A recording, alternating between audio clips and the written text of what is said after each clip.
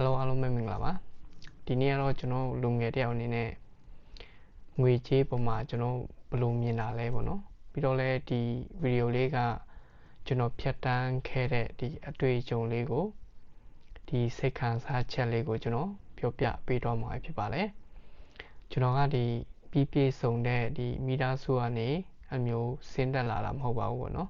်ကျွန်တော်အမေကဒီအိမ်တော်ကြီးကွဲပြီးမှအဲ့တော့ကျွန်တော်တို့ကိုပြုစုခဲ့တယ်ပေါ့နော်ပညာရေးဆိုလဲကောင်းကောင်းတင်ခဲ့ရတာမဟုတ်ဘူးပေါ့နော်အမေနဲ့ပဲဒီနေရတယ်ဆိုတော့ပြီးတော့လဲအမေကလည်းတူတယောက်တည်းပဲကျွန်တော်တို့ကိုဒီလိုမျိုးပြုစုပြိုးထောင်ခဲ့ရတယ်ပေါ့နော်အဲ့တော့ဒီလိုအပ်ချက်လေးတွေအများကြီးရှိခဲ့တယ်အဲ့တော့ကျွန်တော်ပညာရေးပိုင်းမှာဆိုရင်လည်းကျွန်တော်ကအဲ့လောက်ကြီးတော်တဲ့ထဲမှာလည်းမပါဘူးအမေကလည်းကျွန်တော်တို့ကိုအဲ့လောက်ကြီး support မပေးနိုင်တဲ့အနေအထားမှာကျွန်တော်ကအဲ့လိုမျိုးအနေအထားနဲ့ကျွန်တော်ကြီးပြင်းလာခဲ့တယ်ပေါ့နော်အဲ့တော့ကျွန်တော်ရဲ့ပညာရေးပိုင်းမှာဆိုရင်လည်းဒီအဲ့လောက်ကြီးမပြည့်စုံပေါ့နော်တက္ကသိုလ်တွေဘာတွေမပြောနဲ့ပေါ့နော်ကျွန်တော်ဒီ10တန်းနောက်မှာကျွန်တော်ဒီမအောင်ခဲ့ပါဘူးအဲ့တော့ကျွန်တော်အဲ့လိုမျိုးဘွားကနေကျွန်တော်ဖြတ်တန်းခဲ့ရတယ်ကျွန်တော်အမေနဲ့အဲ့လိုမျိုးစီးပွားရေးလိုက်လုပ်ရတယ်ပေါ့နော်ဒါပေမဲ့ကျွန်တော်မပြည့်စုံဘူးဆိုတာလည်းဒီအောက်ခြေလောက်ထိတော့ကျွန်တော်ရှိမနေဘူးဒီနည်းနည်းပါးဒီအယောင်ဝယ်လေးလုပ်ခဲ့တယ်ပေါ့နော်အယောင်ဝယ်ဆိုတာကျွန်တော်နယ်မှာဒီအယောင်ဝယ်လေးပေါ့နော်အဲ့လိုမျိုးဒီစပါးလေးဝယ်လိုက်မြို့မှာလာရောင်းလိုက်ပြီးတော့လဲဒီမြို့ကဒီစားတော့ကုန်လေးတွေပေါ့နော်အဲ့လိုမျိုးကုန်စုံလေးတွေဝယ်ပြီးမှရွာမှာတွားရောင်းပေါ့နော်ကျွန်တော်အဲ့လိုမျိုးကနေပြီးမှကျွန်တော်မေနဲ့အဲ့လိုမျိုးလိုက်လုပ်ရင်းနဲ့ကျွန်တော်ဒီအယောင်ဝယ်ပိုင်းကိုကျွန်တော်ပိုတိလာတယ်ပေါ့နော်အဲ့လိုမျိုးအယောင်ဝယ်တိခဲ့တာကကျွန်တော်ရဲ့အကံကောင်းချက်တစ်ချက်လို့လည်းပြောလို့ရပါတယ်အခုဆိုရင်လည်းကျွန်တော်ကိုယ့်ရဲ့မိသားစုတွေလည်းဒီအယောင်ပညာလေးနဲ့ဒီလိုမျိုးအယောင်ဝယ်ပညာလေးနဲ့ပဲကျွန်တော်ကျွေးမွေးရတယ်ပေါ့နော်အခုဆိုရင်လည်းကျွန်တော်အတက်ကဒီ30ကျော်ပြီဖြစ်တဲ့အတွက်ဒီအနေထားလေးတစ်ခုတော့ရောက်ခဲ့ပြီဒါတော့ကျွန်တော်ဘွားရဲ့ဒီတစိတ်တဒေတာပေါ့နော်အဲ့ကိုကျွန်တော်ပြောပြလာအဲ့တော့ဒီနေ့ကကျွန်တော်ငွေကြေးပေါ်မှာကျွန်တော်ဘယ်လိုမြင်ခဲ့တာလဲဆိုတော့အမြင်လေးကိုကျွန်တော်ပြောပြပေးသွားမှာဖြစ်ပါတယ်ကျွန်တော်အမေစီမှာအဲ့လိုမျိုးတင်ယူရတာတွေအများကြီးပြီးတော့လဲဒီလူတွေနဲ့ဆက်ဆံရတယ်အဲ့တော့ကျွန်တော်ကအဲ့လိုမျိုးလူတွေရဲ့ဒီအထာတွေလည်းတော်တော်များများတီးခဲ့ရတယ်ပေါ့နော်အဲ့လိုမျိုးလူတွေရဲ့တဘောဝတွေအများကြီးတီးခဲ့ရတယ်ပထမအရွယ်တုန်းကတော့ဒီလူပြိုပေါက်စအရွယ်ပေါ့နော်အမျိုးလူပြိုပေါက်စအရွယ်ဆိုတော့အဲ့ချိန်တော့ဆိုရင်ကျွန်တော်ကဒီကိုယ့်ရဲ့စီးပွားရေးကကောင်းဒီဖြစ်စေမကောင်းဒီဖြစ်စေပေါ့နော်ပြီးတော့လဲဒီနိုင်ငံရေးရဲ့လဲကောင်းဒီဖြစ်စေမကောင်းဒီဖြစ်စေကျွန်တော်စိတ်ထဲမှာဘာမှတစ်ခုမှမရှိဘူးပေါ့နော်အဲ့ချိန်တော့ကျွန်တော်10တန်းမအောင်ဘူးအဲ့တော့ကျွန်တော်ကျောင်းထွက်တယ်ကျောင်းထွက်ပြီးမှကျွန်တော်အဲ့လိုမျိုးလူပြိုပေါက်စားလေးအရွယ်ပေါ့နော်အဲ့ချိန်တော့ဆိုရင်ကျွန်တော်တို့ကဒီငွေကြေးပုံမှာမြင်တဲ့အတွေ့တွေကတစ်မျိုးပေါ့နော်အဲ့ချိန်တော့ဆိုရင်ကျွန်တော်ငွေကြေးပုံမှာမြင်တဲ့အတွေ့ကဘယ်လိုလဲဆိုတော့ကျွန်တော်ဒီနိုင်ငံရေးတွေကျွန်တော်မသိဘူးပြီးတော့ကိုယ့်ရဲ့စီးပွားရေးကိုလည်းကိုယ်ကတိတ်စိတ်ဝင်စားပါတော့ကိုယ်စိတ်ဝင်စားတာကဘာလဲဆိုတော့ကိုယ့်ရဲ့အိတ်ကတ်ထဲမှာပတ်စံများများလေးထည့်သွားနိုင်ဖို့ပဲပေါ့နော်ပွဲတစ်ခုတွားမယ်ရှမ်းပြည်ကြတော့တီးတဲ့အတိုင်းပဲပေါ့နော်ပွဲတွေကများတယ်ဒီရိုးရာပွဲတွေပေါ့နော်ရိုးရာပွဲတွေဒီတော်တော်များများလတိုင်းလိုတော့ရှိတယ်လို့ပြောလို့ရတယ်ပေါ့နော်အဲ့ချိန်တုန်းကဆိုရင်ကျွန်တော်ပတ်စံကဒီတသိန်းလောက်ဆိုရင်များနေပြီပေါ့နော်အဲ့ချိန်တော့ဆိုရင်1000တန်တော့မရှိသေးဘူးပေါ့နော်1000တန်တော့မရှိသေးဘူးကျွန်တော်တသိန်းအိတ်ကတ်ထဲမှာတသိန်းလောက်ထည့်သွားရတာကအများများနေပြီအဲ့ချိန်တော့ဒီအဲ့လိုပဲစဉ်းစားခဲ့တယ်ပေါ့နော်ကိုကြိုက်တဲ့အိုးစားလေးတွေကိုဝုတ်ပြီးမှကိုယ့်ရဲ့အိတ်ကတ်ထဲမှာပတ်စံတော်တော်များများပါသွားနိုင်ရင်ကျွန်တော်တော်ပြီပေါ့နော်အဲ့ချိန်တော့ကတော့အဲ့အားတွေပဲတည်တယ်ဟုတ်ပြီနည်းနည်းလဲကိုယ့်ရဲ့အတက်ကလည်းကြီးလာရောနည်းနည်းရင့်တဲ့အပိုင်းဖြစ်လာတယ်ပေါ့နော်လူငယ်ကမှဒုတိယအရွယ်ပေါ့နော်ကျွန်တော်ကတော့အဲ့လိုမျိုးပဲတင်စားလိုက်မယ်လုပ်ငန်းအတွေ့အကြုံလည်းနည်းနည်းရှိလာပြီပြီးတော့လဲကိုယ့်ရဲ့အတက်ကလည်းနည်းနည်းကြီးလာပြီပေါ့နော်လုပ်ငန်းဆိုတာလည်းဒီကျွန်တော်အမေနဲ့ကျွန်တော်လိုက်လုပ်တဲ့လုပ်ငန်းကိုပြောတာပေါ့နော်ဒီဆေးရောင်းဆေးဝယ်ပေါ့နော်ပြီးတော့ဟိုဆန်စပါးတွေဝယ်လိုက်မြို့မှာလာရောင်းလိုက်ပေါ့နော်ပြီးတော့ဒီမြို့မှာဒီခုနပြောသလိုကျွန်တော်စားတော့ကုန်တွေဝယ်တယ်ပြီးတော့ကျွန်တော်ဒီရွာဖက်မှာပြန်သွားရောင်းတယ်ဒီလိုမျိုးအယောင်းဝယ်ပေါ့နော်အဲ့လိုမျိုးလောက်တာကျွန်တော်ပြောတာအဲ့တော့ဒီဒုတိယရွယ်မှာကျွန်တော်နည်းနည်းကိုယ့်ရဲ့စီးပွားရေးဖက်ကိုနည်းနည်းဒီ အာယုံဆိုင်လာတယ်ပေါ့နော်နည်းနည်းအာယုံဆိုင်လာတယ်ကိုယ်စီးပွားရေးလေးကောင်းမှကိုကပတ်စံပိုရတယ်ပြီးတော့လဲဒီကိုကနည်းနည်းပိုတုံးနိုင်တယ်ပေါ့နော်ပြီးတော့ဒီကိုယ့်ရဲ့စီးပွားရေးထဲမှာလည်းကိုကနည်းနည်းစိတ်ဝင်စားလာတယ်ပေါ့နော်ဒီလိုမျိုးလို့ဒီလိုမြတ်တယ်ပေါ့နော်အဲ့လိုမျိုးလေးတွေကိုယ့်ရဲ့စိတ်ဝင်စားလာတယ်ဒါပေမဲ့ဒီအဝတ်စားတစ်တွေဝယ်ခြင်းနဲ့ပြီးတော့လဲဒီပွဲလမ်းတွေ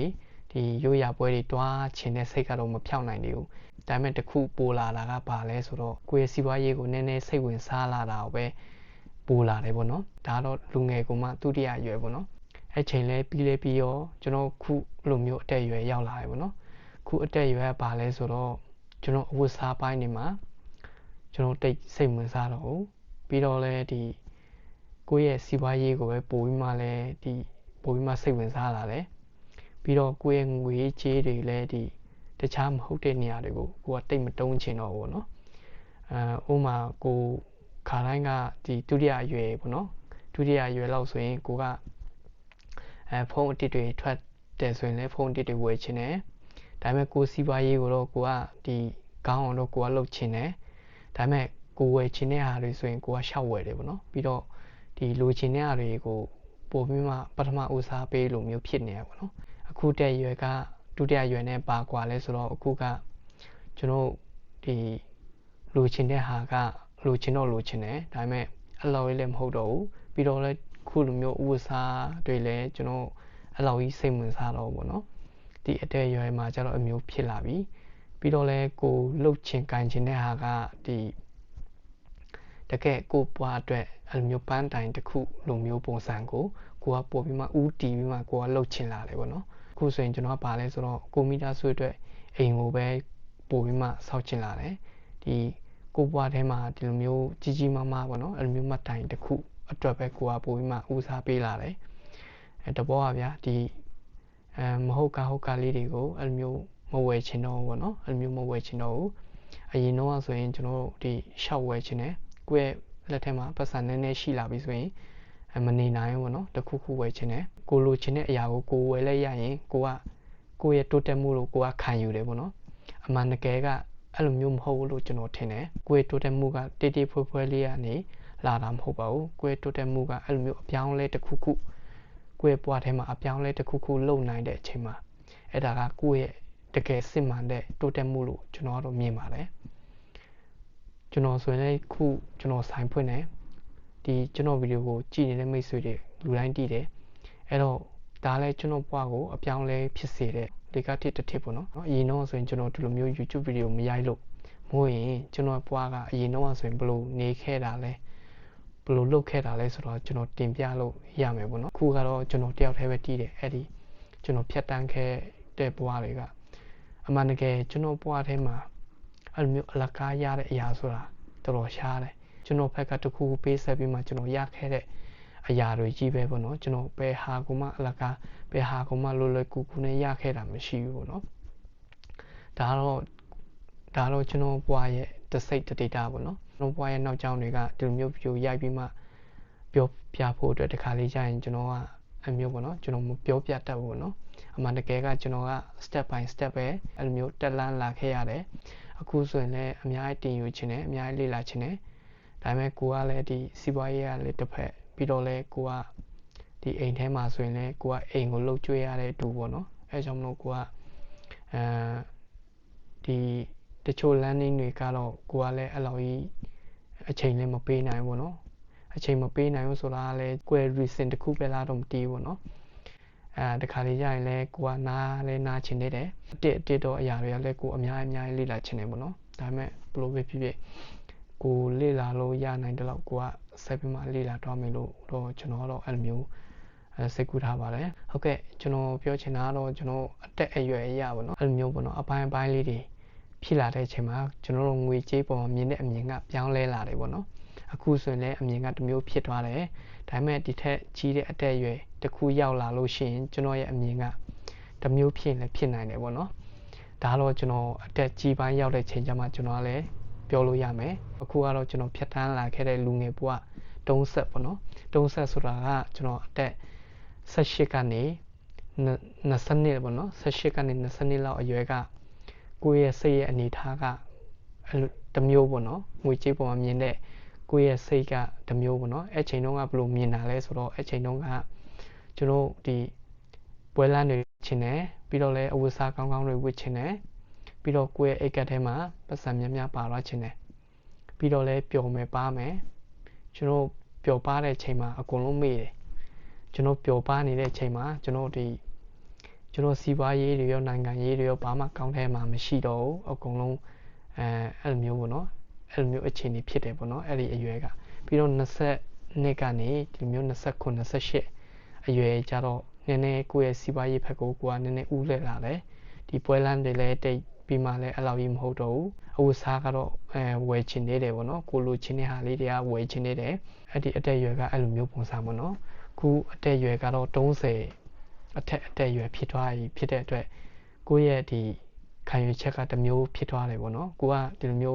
းကိုယ်လက်ထဲမှာပတ်စံရှိပြီဆိုရင်လည်းဒီတိတိဖွဲဖွဲလေးတွေကိုတိတ်မလို့ချင်တော့ဘူးပေါ့နော်ကိုလိုချင်တာကကိုယ့်ဘဝအတွက်ပန်းတိုင်တစ်ခုခုဖြစ်တဲ့အရာကိုပဲကိုကပိုပြီးမှဦးတည်လာတယ်ပေါ့နော်ဒါတော့ကျွန်တော်ရဲ့ဒီအတွေ့အကြုံအရကျွန်တော်ပြောပြလာပြီဖြစ်ပါတယ်အခုကျွန်တော်ငွေကြေးပုံမှာမြင်တဲ့အမြင်ကဘယ်လိုလဲဆိုတော့အခုခေတ်မှာဒီလူတိုင်းကတွေ့လိမ့်မယ်ပေါ့နော်ဒီအခုခေတ်ကြီးမှာကဒီတချို့ကြတော့ပတ်စံအများကြီးရှာနိုင်တယ်ပေါ့နော်တချို့ကြတော့ပတ်စံနည်းနည်းပဲရှာနိုင်တယ်ဒါပေမဲ့တချို့ကြတော့လည်းပတ်စံမရှာနိုင်တာတွေရှိတယ်ပေါ့နော်လူတွေအစားစားရှိတယ်ဒါပေမဲ့ကိုကပညာလည်းရှိတယ်လုံးတက်ဂိုင်တက်တယ်ဆိုရင်တော့အခုအနေထားမှာချမ်းသာသွားနိုင်တယ်ပေါ့နော်ဒါပေမဲ့ဒီအများကြီးတော့စူးစမ်းရလိမ့်မယ်ပြီးတော့တချို့ကြတော့လည်းဒီအများကြီးမရှာနိုင်ဘူးเนาะအများကြီးမရှာနိုင်တဲ့အတွက်ဒီတုံးတာနဲ့တင်အကုန်လုံးကုန်တယ်ပေါ့နော်ကျွန်တော်ဆိုရင်ဆိုင်လေးပဲဖွင့်စားတယ်ဒီဆိုင်လေးကနေပဲကိုယ့်မိသားစုကိုပြန်ပြီးမှထောက်ပံ့တယ်ပေါ့နော်အဲ့တော့ကိုကဒီတခြားအလုပ်တွေလည်းတိတ်မရှိဘူးပြီးတော့လည်းကိုယ့်ရဲ့ဝင်ငွေလေးကအတင်းတင်းတော့ရှိတယ်ဒါပေမဲ့ကိုယ့်ရဲ့အတုံးစိတ်ကြီးကိုကိုကမထိန်ချုပ်နိုင်ဘူးဆိုရင်တော့ဒီဆိုင်ရဲ့ဝင်ငွေလေးနဲ့ကိုတိုးတက်ဖို့ဆိုတာမလွယ်လာပါဘူးတကယ်လို့ကိုကဒီအဲ့လိုမျိုးမစင်စားပဲနဲ့ကိုကတုံးချင်ရတုံးဖြုံးချင်ရဖြုံးနေမယ်ဆိုရင်တော့ကျွန်တော်ရဲ့တိုးတက်မှုကဘာမှရှိလာမှာမဟုတ်ဘူးပေါ့နော်ကျွန်တော်အမျိုးစဉ်းစားမိတယ်အဲ့တော့ကျွန်တော်အများကြီးမရှာနိုင်တော့မှကျွန်တော်အတုံးစိတ်ကိုကျွန်တော် management လုပ်နိုင်ဖို့လိုပါတယ်ကျွန်တော်အတုံးစိတ်ကိုစီမံခန့်ခွဲနိုင်ဖို့လိုပါတယ်အဲ့ဒါမှကျွန်တော်တို့ဒီအမျက်ငွေလေးကကြံတင်တလောက်ကြံမှာပေါ့နော်အဲ့လိုမျိုးမဟုတ်ဘဲနဲ့ကိုကတုံးချင်ရတုံးလှုပ်ချင်ရလှုပ်နေမယ်ဆိုရင်တော့ဒီထက်မကရှာနိုင်တော့မှကိုယ့်ရဲ့ပတ်စံကကြံမှာမဟုတ်ဘူးเนาะသူကဒီမြများဝင်မြများထွက်အဲ့လိုမျိုးပုံစံဖြစ်နေမယ်ပေါ့နော်အခုကဒီမြများဝင်နည်းနည်းထွက်အဲ့မျိုးဆိုရင်တော့ကိုယ့်အတွက်အရင်အကျိုးရှိပါတယ်အဲကြောင့်မလို့ကျွန်တော်ကတော့အဲ့လိုမျိုးဖြစ်အောင်ပဲကျွန်တော်တော့ပိုပြီးမှဒီအာရုံစိုက်တယ်တကယ်လို့ကိုကဘလောက်ပဲစူးစမ်းရှာကိုကမချွေတာပဲနဲ့ကိုကချွေတာတယ်ဆိုတာလည်းဒီသူ့နေရာနဲ့တူချွေတာလားကိုကျွန်တော်ပြောချင်တယ်ပေါ့နော်ချွေတာတယ်ဆိုတာလည်းဒီသူ့နေရာနဲ့တူပေါ့နော်တချို့နေရာမှာမတုံးတဲ့နေရာတွေမတုံးနဲ့ပေါ့နော်ပြီးတော့ကျွန်တော်အိမ်ထဲမှာဆိုရင်လည်းကျွန်တော်စားလို့ကုန်တာကျွန်တော်မနှမျောပေါ့နော်ဒီတိုင်းစားပြီးမှမကုန်ပဲနဲ့အလဟတပြစ်သွားတဲ့ပစ္စည်းတွေအလဟတပြစ်သွားတဲ့မုံတွေအဲ့လိုမျိုးကိုကျွန်တော်နှမျောတာစားလို့ကုန်တာကျွန်တော်မနှမျောအဲ့ဒီစားလို့မကုန်ပဲနဲ့ဒီအကျွမ်းအကြံတွေကဒီပြစ်လိုက်တယ်ဆိုရင်ဘယ်သူမှအကျိုးမဖြစ်စေဘူးပေါ့နော်တဘောကဗျာဒီမုံလေးတစ်ခုဆိုရင်စားလို့မကုန်ဘူးဆိုရင်1000စားအောင်ပေးလိုက်ရင်လည်းသူ့အတွက်တန်ဖိုးရှိသွားနိုင်တယ်ဒါပေမဲ့တချို့ထမင်းကြံဟင်းကြံတွေကအဲ့လိုမျိုးစားလို့မကုန်ပဲနဲ့ဒီတိုင်းပြစ်တယ်ဆိုရင်ဘသူတူတယောက်မှအဲ့လိုမျိုးအကျိုးတိတ်မရှိဘူးပေါ့နော်ချွေထားတယ်ဆိုတာလည်းသူ့နေရာနဲ့တူပေါ့နော်မဟုတ်ရင်လည်းကိုကဒီအရင်ကစီနေတဲ့လူကြီးဖြစ်နေမှာပေါ့နော်အဲ့လောက်အဆင့်ထိလဲကျွန်တော်မဆိုလို့ချင်ပါဘူးကိုကတုံးတင်းနေနေတာတုံးမယ်အဲ့လိုမျိုးပေါ့နော်အဖြုံးတွေမဖြစ်သွားအောင်ကိုကအဲ့လိုမျိုးကိုယ့်ရဲ့ငွေကြေးတွေကိုစီမံခန့်ခွဲနိုင်တော့ပိုကောင်းပါတယ်ဒါပေမဲ့ဒီလိုမျိုးနီးလန်းတွေကလည်းအပြောလွယ်တဲ့လောက်ဒီလက်တွေ့လုပ်တဲ့အချိန်မှာအရင်ခက်ခဲပါတယ်ဒါတော့ကျွန်တော်ရဲ့ဒီကိုတွေ့ပေါ့နော်ကျွန်တော်ရဲ့ဒီဖြတ်တန်းလာခဲ့ရတဲ့အတွေ့အကြုံလေးကိုကျွန်တော်ပြောပြတာကျွန်တော်တို့မျိုးလူငယ်တယောက်အနေနဲ့အဲ့လိုမျိုးငွေကြေးအကြောင်းပြောနေတာကဒီတိတ်ပြီးမှမတင့်တော်တာကိုကျွန်တော်သိတယ်ဒါပေမဲ့ကျွန်တော်တခုပြောချင်တာကအခုအတက်အရွယ်မှာငွေကြေးအကြောင်းမပြောဘဲနဲ့ တခြားအကြောင်းတွေတွားပြောမယ်ဆိုရင်ပိုတော့မှမတင်တော့လို့ကျွန်တော်ကတော့ထင်ပါတယ်အခုတဲ့ရွယ်မှာကျွန်တော်ကငွေကြေးအကြောင်းမသိသေးဘူးဆိုရင်ကျွန်တော်ဘွားကတွားပြီးတကယ်တမ်းဆိုရင်ကျွန်တော်အခုအချိန်ကဒီလောက်တည်နေတာကကျွန်တော်အရန်နောက်ကျရလို့ကျွန်တော်ကိုမြင်တယ်တကယ်လို့ကျွန်တော်ကအသက်18လောက်ကျွန်တော်ဒီငွေကြေးအကြောင်းတည်မယ်ဆိုရင်ကျွန်တော်ဒီထက်မကတိုးတက်မယ်လို့ကျွန်တော်ကတော့ကျွန်တော်ကိုကျွန်တော်ယုံကြည်ပါတယ်ငယ်ငယ်ရွယ်နဲ့ငွေကြေးအကြောင်းကိုမြန်တည်လေအဲ့ဒီလူငယ်ကမြန်တိုးတက်လေပဲလို့ကျွန်တော်ကတော့အဲ့လိုမျိုးထင်ပါတယ်အဲ့လိုမျိုးမဟုတ်ဘဲနဲ့ကျွန်တော်ငယ်ငယ်ရွယ်နဲ့ကျွန်တော်ရသမျှအကုန်လုံးတုံးနေမယ်ဆိုရင်တော့ကိုယ့်အတွက်ဘာမှကြံမှာမဟုတ်လို့ကျွန်တော်ကတော့မြင်ပါတယ်ကျွန်တော်ဆိုရင်လည်းခုဆိုရင်အသက်30ကျော်ပါပြီအခုမှပဲကျွန်တော်ငွေကြေးအကြောင်းပိုပြီးမှနားလဲလာတယ်လို့ကိုခံယူမိပါတယ်ကျွန်တော်ဆိုရင်လည်းဒီအများကြီးကျွန်တော်မရှာနိုင်တော့မှကျွန်တော်ရှာလို့ရတဲ့ဒီအနေထားလေးတစ်ခုမှကျွန်တော်ဘယ်လိုစီမံခန့်ခွဲမှဘယ်လိုတုံးရမလဲဆိုတာကိုအခုချိန်မှာကျွန်တော်တည်နေပြီဒါပေမဲ့ကျွန်တော်ဒီလိုမျိုးအတိကိုကျွန်တော်အတက်ငယ်နဲ့ဒီထက်မကကျွန်တော်တည်မယ်ဆိုရင်ဒီထက်မကချမ်းသာနေပြီလို့ကျွန်တော်ကကိုအဲ့လိုမျိုးယုံကြည်ပါတယ်အခုဆိုရင်ကဒီအတက်ကလည်း30ကျော်ပြီအခုမှဒီလောက်ပဲတည်တယ်ဆိုတာနောက်ကျတယ်ပေါ့နော်အမှန်တကယ်ကငယ်ရွယ်နဲ့တည်ထားတယ်ဆိုရင်ကိုကဆောင်ရန်ရှောင်ရန်ကိုကတည်ထားပြီးဖြစ်တဲ့အတွက်ကိုလှုပ်ပြီးမှရတဲ့ဝင်ငွေကိုကိုကပိုးပြီးမှစီမံခန့်ခွဲတတ်လာမယ်လို့ကိုကမြင်ပါတယ်ကျွန်တော်မြန်မာနိုင်ငံထဲမှာတချို့ဒီလူငယ်တွေကကျွန်တော်ထက်ငယ်တဲ့လူငယ်တချို့ပေါ့နော်သူတို့ကငယ်ရွယ်နဲ့ငွေကြေးအကြောင်းကိုတို့တည်နေပြီကျွန်တော်အပြင်ကနေကျွန်တော်ဒီလိုမျိုးလူတစ်ယောက်ကိုကြည့်လိုက်တယ်ဒီလူကဒီငွေကြေးအကြောင်းတည်မတည်ဆိုတာဒီတိုင်းကြည့်ုံနဲ့တည်တယ်သူကလူငယ်တစ်ယောက်ဖြစ်ပြီးမှငွေကြေးအကြောင်းမြန်တည်တယ်ဆိုရင်အဲ့ဒီလူငယ်ကသူ့ရဲ့အနာဂတ်ကကောင်းလာနိုင်တယ်ဒါပေမဲ့ကိုကငယ်ရွယ်နဲ့တုံးနေမယ်ဖြုံးနေမယ်ဆိုရင်တော့အဲ့ဒီလူငယ်အနာဂတ်တော့ဒီကျွန်တော်ပြောလို့မရဘူးပေါ့နော်တိုးတက်မယ်မတိုးတက်ဘူးဆိုတာပြောလို့မရဘူးဟုတ်ကဲ့ဒီဗီဒီယိုလေးကတော့ကျွန်တော်ကငွေကြေးပေါ်မှာကျွန်တော်ဘယ်လိုမြင်ခဲ့တာလဲဆိုတော့ကျွန်တော်ပြောပြတာပဲဖြစ်ပါတယ်အခုလူငယ်တွေကလည်းဒီလိုမျိုးငွေကြေးနဲ့ဆိုင်တဲ့အသိပညာတွေကိုအများကြီးကြည့်ပါအဲ့ဒါမှကိုရှာလို့ရတဲ့ဝင်ငွေကကိုဘွားအတွက်ဘယ်နေရာတွေမှာတုံးပါလဲဆိုတာကိုကိုကပို့ပြီးမှတည်ပြီးမှနားလေလာလိမ့်မယ်လို့ကျွန်တော်တော့ပြောချင်ပါတယ်ဟုတ်ကဲ့ဒီဗီဒီယိုလေးကတော့ဒီလောက်ပါပဲအကျိုးတစုံတရာရရှိမယ်လို့ကျွန်တော်ယုံကြည်ပါတယ်နောက်ဗီဒီယိုဒီမှာပြန်ဆုံကြပါမယ် See you in the next video bye bye